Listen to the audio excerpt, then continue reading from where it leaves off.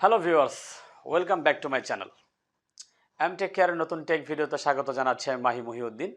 আজকের ভিডিওতে আলোচনা করব কোন 7টি কাজ আমরা না করলে কিংবা অ্যাগেনস্টে যে কাজগুলো করলে আমাদের কম্পিউটার বা ল্যাপটপ, ডেস্কটপ হোক আর ল্যাপটপ হোক, সেগুলো নিরাপত্তায় দীর্ঘস্থায়ী হবে এবং আমরা কমফোর্টলি ইউজ করতে পারবো। আমাদের ব্যবহারে কিন্তু ত্রুটি থাকতে পারে, যেহেতু আমরা এই বিষয়ে প্রাতিষ্ঠানিকভাবে শিক্ষাটা অনেক পরে পাই। ফরেন কান্ট্রিগুলোতে একদম আহ, বাচ্চাদের শিশু শ্রেণীগুলোতে কিন্তু কম্পিউটারের একটা বেসিক ব্যবহার তারা পর্যায়ক্রমে তুলে নিয়ে আসে। ফলে তাদের যে ব্যবহারের যেই সিস্টেমগুলো তারা যেভাবে জানে, সেটা আমরা হয়তো অভ্যস্ত না। আমরা অনেক পরে যখন আমরা প্রয়োজন হয় তখন কম্পিউটার কিনি এবং এরপরে আমরা একটু একটু করে প্রয়োজন অনুসারে কম্পিউটার শিখি। কিন্তু কথা ছিল, আমরা বেড়ে ওঠার সাথে সাথে এই টেক পণ্যগুলোর ব্যবহার শিখব, প্রয়োজন অনুসারে সময় মতো ব্যবহার করব, কিন্তু আদৌ এখনও সেটা সম্ভব হয়ে ওঠেনি। তো এটা হয়তো ভবিষ্যতে আমাদের পরবর্তী জেনারেশনগুলো এই সুবিধাটা পাবে। যেমন আমার এলাকায় আমি যখন কম্পিউটার শিখি তখন আমাদের এলাকায় কারো কোনো কম্পিউটার ছিল না, আর এখন আমার ঘরেই একাধিক কম্পিউটার। ফলে আমার বাচ্চা বা কিংবা তার পরবর্তী জেনারেশনের কাছে কম্পিউটার পরিচালনা, ব্যবহার এগুলো খুবই একটি মামুলি বিষয় হিসেবেই দেখা যাবে।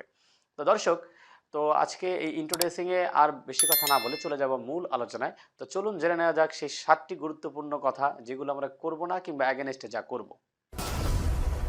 দর্শক, প্রথমে বলবো অপারেটিং সিস্টেমের কথা। অপারেটিং সিস্টেম তো আমরা সবাই চিনি, মানে আমি উইন্ডোজের কথা বলছি। কেন উইন্ডোজ বললাম? আমাদের দেশে ম্যাক্সিমাম ইউজাররাই কিন্তু আমরা উইন্ডোজ ব্যবহার করি, অর্থাৎ মাইক্রোসফটের উইন্ডোজ। সেই উইন্ডোজ এক্সপি থেকে শুরু করে উইন্ডোজ ভিস্তা, এরপরে আমরা উইন্ডোজ 7 দীর্ঘদিন ব্যবহার করেছি, এরপরে উইন্ডোজ 8.1 হয়ে উইন্ডোজ 10, রিসেন্টলি 11ও চলে আসছে। তবে আমরা অনেকে এখনও কিন্তু কোনো কোনো জায়গায় উইন্ডোজ এক্সপির ইউজার রয়েছে। যাই হোক দর্শক, আমি বলতে চাচ্ছিলাম, আমরা অপারেটিং সিস্টেম ব্যবহারের ক্ষেত্রে আমাদের হার্ডওয়্যার কম্প্যাবিলিটি, অর্থাৎ বাজারে কোনটা আসলো কিংবা আমার ফ্রেন্ড কোনটা ব্যবহার করছে সেটা নয়, আমাদের যে ল্যাপটপ বা ডেস্কটপ থাকবে তার হার্ডওয়্যারের যে কম্প্যাটিবল, অর্থাৎ ওর সাথে উপযুক্ত কোনো অপারেটিং সিস্টেম বেছে নিতে হবে। আপনাদের জন্য একটু সহজ করে যদি বলতে চাই এভাবে, যে আপনার একটি ল্যাপটপ রয়েছে যেটা আজ থেকে 6-7 বছর আগের পারচেস করা। সেই সময় ধরে নেন উইন্ডোজ এক্সপি আপনি চালাতেন কিংবা 7ই চালাতেন। তো এখন আপনার যে হার্ডওয়্যারের যেই আহ, সক্ষমতা রয়েছে, ওর যে ক্যাপাসিটি রয়েছে, সে কি উইন্ডোজ 10-এ ভালো পারফর্ম করতে পারবে কিনা উইন্ডোজ 10 ইনসার্ট করার আগে, ইউজ করার আগে অথবা সেট আপ দেওয়ার আগে, সেটা অবশ্যই আপনি এনশিওর করবেন, নিশ্চিত হয়ে নেবেন যে আসলে আপনার এই হার্ডওয়্যারে উইন্ডোজ 10 বা 11 ভালো পারফর্ম করবে কিনা। কারণ অনেক সময় দেখা যায় কি কোনো কোনো ডেস্কটপ বা কোনো ল্যাপটপে উইন্ডোজ 10 দেওয়ার ফলে তার কিছু হার্ডওয়্যার ড্রাইভার খুঁজে পায় না, কোনো ইউএসবি কাজ করে না, কিংবা তার সাউন্ড আর কোনোভাবে কাজ করছে না, বা ভিজিএ বা গ্রাফিক্স ড্রাইভারটা তার কোনো ম্যাচ করছে না রেজুলেশন, পাশাপাশি অনেক সময় স্লো হতে দেখা যায়। তো আমরা অবশ্যই এই কাজটা করব, এবং না বুঝে না জেনে আমরা গড্ডালিকা প্রবাহে গা ভাসিয়ে আমরা কখনোই আমাদের অপারেটিং সিস্টেম বেছে নেব না। আমরা বেছে নেব আমাদের হার্ডওয়্যার কম্প্যাটিবিলিটির কথা চিন্তা করে। দর্শক, এরপরে আমি আপনাদের দ্বিতীয় যে কথাটি বলতে চাচ্ছি সেটা হচ্ছে সফটওয়্যার বা অ্যাপ্লিকেশন।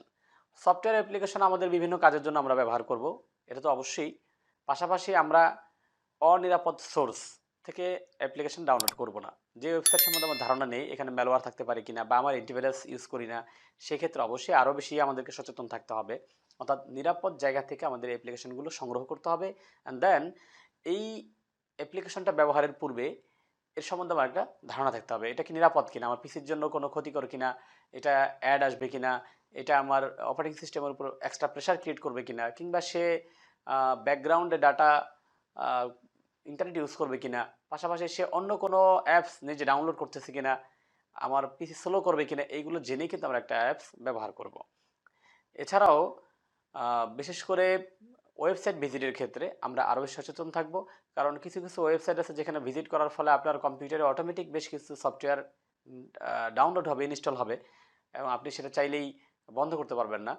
এমন এই ধরনের ওয়েবসাইটের ভিতরে বেশিরভাগ রয়েছে অ্যাডাল্ট সাইট, পাশাপাশি রয়েছে গেমিং সাইট। যারা গেম ডাউনলোড করার জন্য হন্য হয়ে গুগল করেন, তারা দেখবেন ঘুরতে ঘুরতে সারাদিনে আপনি সঠিক যে গেমসটি খুঁজছিলেন সেটা হয়তো পাবেন না, কিন্তু এমন কিছু অ্যাপস বা এমন কিছু গেম মনে করে আপনি যা ডাউনলোড করবেন সেগুলো আদৌ গেমস না, খেলতেও পারবেন না, কিন্তু আপনার পিসিকে স্লো করে দিবে। এছাড়াও অনেকে রয়েছে আহ, অনেক সুন্দর অ্যাড দেখেন বিভিন্ন ওয়েবসাইটে যে আপনার পিসি ক্লিন করেন, আপনার পিসিকে ফাস্ট করেন, আপনার পিসিকে হ্যান্ড করেন, ইত্যাদি ইত্যাদি। এগুলো দেখে অনেক সময় আমরা কোনো থার্ড পার্টি সফটওয়্যার ইউজ করি আমাদের পিসিকে ফাস্ট করার জন্য, কিন্তু বাস্তবতা হলো এই, আপনি যখন ওটা ইউজ করলেন তখনই আপনার পিসি স্লো হওয়া শুরু হলো। তো দর্শক, এই দ্বিতীয় স্টেপটা আপনাদের বললাম, অ্যাপ্লিকেশন বা ইন্টারনেট ব্রাউজিংয়ের ক্ষেত্রে বা ডাউনলোডের ক্ষেত্রে অবশ্যই নিরাপদ এবং আমাদের জানাশোনা, আমাদের পিসির নিরাপত্তার কথা চিন্তা করে আমরা অ্যাপ্লিকেশন ইউজ করব, গেমস ডাউনলোড করব কিংবা ইনস্টল করব।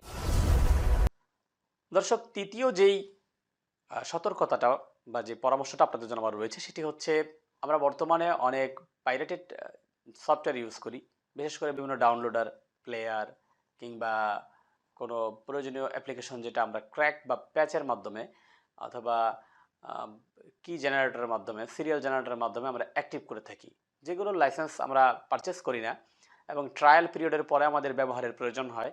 আমরা একটা ব্যতিক্রম একটা পদ্ধতি, যেটা ক্র্যাক, প্যাচ বা অন্য কোনোভাবে এটাকে আমরা লাইসেন্স করে নেই। তো এইগুলোর ক্ষেত্রে বেশিরভাগ 80%-এর বেশি ক্র্যাক বা প্যাচ হচ্ছে ম্যালওয়্যারযুক্ত।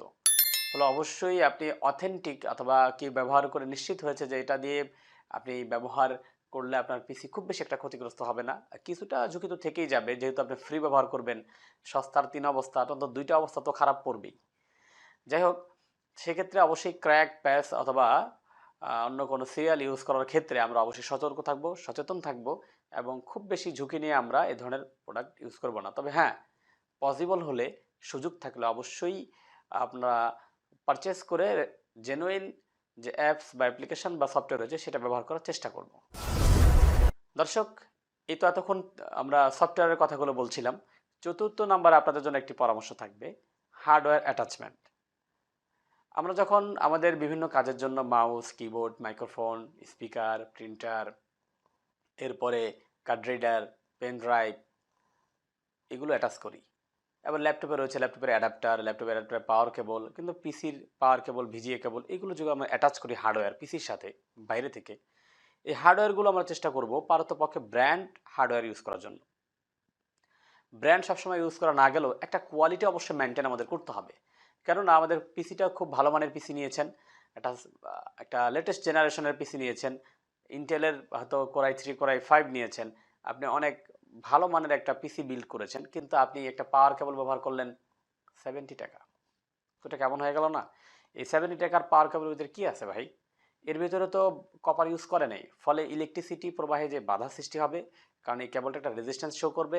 এই ইলেকট্রিসিটি যখন ভালোভাবে আপনার সোর্স থেকে আপনার পিসিতে যখন সাপ্লাই না পাবে, তখন কিন্তু আপনার হয়তো কেবলটা পুড়বে কিংবা আপনার কাজে হ্যাম্পার হবে, পিসি স্লো হবে, রিস্টার্ট হবে।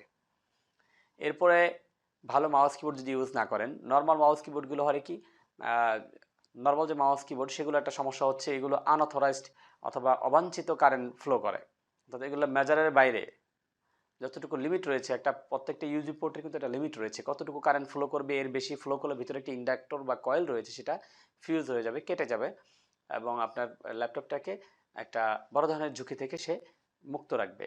তো এক্ষেত্রে আপনি অবশ্যই অ্যাটাচ করা সেই ইউএসবি মাউস কিবোর্ডগুলো আপনি অবশ্যই সতর্কতার সাথে এবং ব্র্যান্ড প্রোডাক্ট ইউজ করলেই ভালো হয়। যদিও সবসময় ভালো ব্র্যান্ডের ইউজ করতে হবে এমনটি নয়, মোটামুটি একটা ব্র্যান্ড হলে হয়। বাংলাদেশে এখন 350 টাকাও ব্র্যান্ড কোয়ালিটি মাউস পাওয়া যায়। তো দর্শক, আমরা অবশ্যই যে কোনো হার্ডওয়্যার অ্যাটাচ করার ক্ষেত্রে অথবা কেবল ইউজ করার ক্ষেত্রে আমরা অবশ্যই সচেতন থাকবো এবং অথরাইজড কিংবা ব্র্যান্ড প্রোডাক্ট ইউজ করার চেষ্টা করব। তাহলে আমাদের শখের ল্যাপটপ কিংবা ডেস্কটপ নিরাপদ থাকবে এবং দীর্ঘস্থায়ী হবে আশা করা যাচ্ছে। দর্শক, এরপর আমরা 5 নম্বর টপিকসটি নিয়ে আলোচনা করতে চাচ্ছি। দর্শক, আমার ইউটিউব চ্যানেলে আপনারা কিভাবে ল্যাপটপ পরিষ্কার করতে হবে, কিভাবে মনিটর পরিষ্কার করতে হবে, কিভাবে সিপিইউ পরিষ্কার করতে হবে, এরকম বিভিন্ন ভিডিও রয়েছে। আপনারা যদি কেউ পরিষ্কার নিয়ে দুশ্চিন্তা থাকেন যে কি মেথডে পরিষ্কার করলে আপনার সমস্যা হবে না, তাহলে এই ভিডিওগুলো ঘুরে দেখে আসতে পারেন। এখানে শুধু এতটুকুই বলবো, আপনার ল্যাপটপ, ডেস্কটপ, মনিটর, আপনার কম্পিউটার পরিষ্কারের ক্ষেত্রে না জেনে কোনো ভুল পদ্ধতি অ্যাপ্লাই করবেন না। এতে করে আপনার শখের কিংবা প্রয়োজনের ল্যাপটপটি চিরতরে নষ্ট হয়ে যেতে পারে কিংবা আংশিক ক্ষতিগ্রস্ত হতে পারে। তা আমরা তো সচেতনতামূলক এই ভিডিওগুলো তৈরি করে আপনার প্রোডাক্টের লংজিভিটি যাতে বাড়ে, আপনার প্রোডাক্ট যেন দীর্ঘস্থায়ী হয় এবং ভালো পারফর্ম করে সেই জন্য। তো অবশ্যই আপনাদেরকে সাজেশন করব অথবা আপনাদেরকে বলবো যে আপনারা কোনটা পরিষ্কার করার ক্ষেত্রে অবশ্যই সচেতনভাবে জেনে শুনে পরিষ্কার করবেন। যেমন আমি বলবো যে আমাদের ডেস্কটপের যে সিপিইউ বেজ রয়েছে বা সকেট রয়েছে, যেখানে পিনগুলো থাকে যার উপরে প্রসেসরটা বসানো হয়, এই সকেট অনেকে কৌতূহলবশত কিংবা প্রয়োজন মনে করে পরিষ্কার করেন ব্রাশ দিয়ে, কিন্তু সেখানের যে পিনগুলো রয়েছে সেগুলো ডিরেকশন আছে, কোনোটা এই দিকে তো কোনোটা এই দিকে, সবগুলো এক ডিরেকশনে বর্তমান জেনারেশন থাকে না। তো সেগুলো যদি আপনি কোনো ব্রাশ ওখানে লাগান, তো এগুলোর আবার মাথাগুলো, পিনের মাথাগুলো আবার এরকম ভাঁজ করা ফলে ব্রাশটা লাগানোর সাথে সাথে ব্রাশটা যদি সোজাও উঠায় নিয়ে আসতে চান, সেক্ষেত্রেও আর 10-12টা পিন বাঁকা হয়ে যাবে, এবং একটু এদিক ওদিক করলে পিন ভেঙে যেতে পারে। খুবই সেনসিটিভ, খুবই সেনসিটিভ। তো এই যে জায়গাটা পরিষ্কারের আওতায় আপনার নাই, আপনার সেখানে পরিষ্কার করার সুযোগ নাই, এবং সেখানে আদৌ খুব একটা ময়লাও হয় না। তো এটা না জানলে তো আপনি পরিষ্কার করে অনেকেই, আমি লাস্ট এই 7 থেকে 8 বছরে অনেকগুলো কেস পেয়েছি যেখানে ইউজাররা নিজেরা সিপিইউ সকেট পরিষ্কার করতে গিয়ে তাদের মাদারবোর্ড শেষ করে ফেলেছে, ড্যামেজ করে ফেলেছে। আর এতে কিন্তু আপনি ওয়ারেন্টিও পাবেন না, এটা একটা ফিজিক্যাল ড্যামেজ। সো এভাবে আপনি প্রত্যেকটা স্টেপে জেনে জেনে পরিষ্কার করবেন। র্যাম কী দিয়ে পরিষ্কার করবেন, হার্ড ড্রাইভ কীভাবে পরিষ্কার করবেন, কিংবা মাদারবোর্ড কীভাবে পরিষ্কার করবেন, আপনার কেসিং কীভাবে পরিষ্কার করলে বেটার, এরপরে মনিটর কীভাবে পরিষ্কার করবেন, এগুলো পৃথকভাবে আমি আলোচনা করেছি। এগুলো আপনারা জেনে কিংবা অন্য কোনো জায়গা থেকে আপনি অবশ্যই ভালোভাবে জেনে তারপর পরিষ্কার করবেন। ভিডিওর এই পর্যন্ত আপনি এসেছেন, তার মানে আপনি 5টা টপিক্সের উপর আলোচনা শুনেছেন। আরও গুরুত্বপূর্ণ যেটা টপিক্স রয়েছে এটা আশা করি শুনবেন। তো আপনাদের কাছে রিকোয়েস্ট থাকবে যে যারা আমার চ্যানেল নতুন তারা অবশ্যই চ্যানেলটি সাবস্ক্রাইব করে পাশে থাকবেন। তো দর্শক, 6 নম্বর আলোচনা হচ্ছে তাপমাত্রা। আমাদের যে কোনো মেশিনেরই কিন্তু তাপমাত্রা কন্ট্রোল একটি গুরুত্বপূর্ণ বিষয়। তো নিশ্চয়ই আপনার ল্যাপটপ কিংবা ডেস্কটপেরও তাপমাত্রা নিয়ন্ত্রণের একটি বিষয় রয়েছে, সেটার দিকে খেয়াল রাখবেন। ল্যাপটপের ক্ষেত্রে কোথায় ব্যবহার করা যাবে না, যেমন বিছানায়, বালিশে, সফট কোনো জায়গায় ল্যাপটপ রেখে ব্যবহার করা যাবে না, প্রয়োজনে কুলিং প্যাড ইউজ করতে হবে, এবং থার্মাল পেস্ট সময় মতো পরিবর্তন করে নিতে হবে। কুলিং সিস্টেমের ভিতরে কোথাও ব্লকেজ থাকলে, ধুলোমলা জাম হয়ে গেলে সেগুলো পরিষ্কার করাতে হবে। এছাড়া সিপিইউর বাতাস কোন দিক দিয়ে ইন হবে, কোন দিক দিয়ে আউট হবে, অর্থাৎ ঠান্ডা বাতাস প্রবেশের রাস্তা এবং গরম বাতাস বের হয়ে যাওয়ার রাস্তাটা জায়গা আছে কিনা পর্যাপ্ত, সব মিলিয়ে যেখানে ব্যবহার করবেন সেই রুমের তাপমাত্রা আপনার ল্যাপটপের জন্য স্যুট কিনা বা কম্পিউটারের জন্য স্যুট কিনা, এই বিষয়গুলো আপনি একটু খেয়াল করলে এই ক্ষেত্রে তাপমাত্রাজনিত যে ধরনের সমস্যায় কম্পিউটারগুলো লংজিভিটি হারায়, সেগুলো থেকে আপনি রেহাই পাবেন। অর্থাৎ আপনার ল্যাপটপ আরও দীর্ঘস্থায়ী হবে, আরও বেশি পাওয়ারফুল থাকবে, অ্যাক্টিভ থাকবে, এবং অনেক দিন আপনি ভালোভাবে এটি নিরাপদে ব্যবহার করতে পারবেন। 7 নম্বরে যেই টিপসটি আপনাদের জন্য রয়েছে সেটা হচ্ছে টাইম, অ্যাক্টিভ টাইম, বা এটা কত সময় ধরে চলছে বা চলবে এই বিষয়টি। হ্যাঁ দর্শক, আমাদের কোনো প্রোডাক্টই কিন্তু আনলিমিটেড সময়ের জন্য চলার উপযুক্ত কিনা সেটা আমরা জেনে নেব। অনেকে ব্যবসায়িক কাজে ব্যবহার করেন, সকালে অফিসে এসে বা দোকানে এসে বা শিক্ষা প্রতিষ্ঠানে এসে চালু করেন, একদম আপনার ক্লোজিং টাইম পর্যন্ত এটা চলে। আপনার হার্ডওয়্যার, অর্থাৎ আপনার কম্পিউটারের হার্ডওয়্যারগুলো এত দীর্ঘ সময় চলার উপযুক্ত কিনা সেটা আপনি জেনে নেবেন। এবং যদি রেস্টের প্রয়োজন থাকে, কোনো কোনো প্রোডাক্ট রয়েছে, যেমন ধরেন ল্যাপটপ 3 ঘন্টা ব্যবহারের পরে কিছুটা রেস্ট দিলে, 10-15 মিনিট, আধা ঘন্টা রেস্ট দিলে এটার জন্য ভালো হয়। তো এইভাবে আপনি আপনার হার্ডওয়্যারের উপর জেনে নেবেন যে এটা কতটুকু ব্যবহার করার পরে একটু রেস্টের প্রয়োজন আছে, আদৌ আছে কিনা, কিংবা আপনি যেভাবে ব্যবহার করতেছেন, যত সময় ধরে একটানা ব্যবহার করেন এত সময় ধরে ব্যবহার করার সুযোগ আছে কিনা।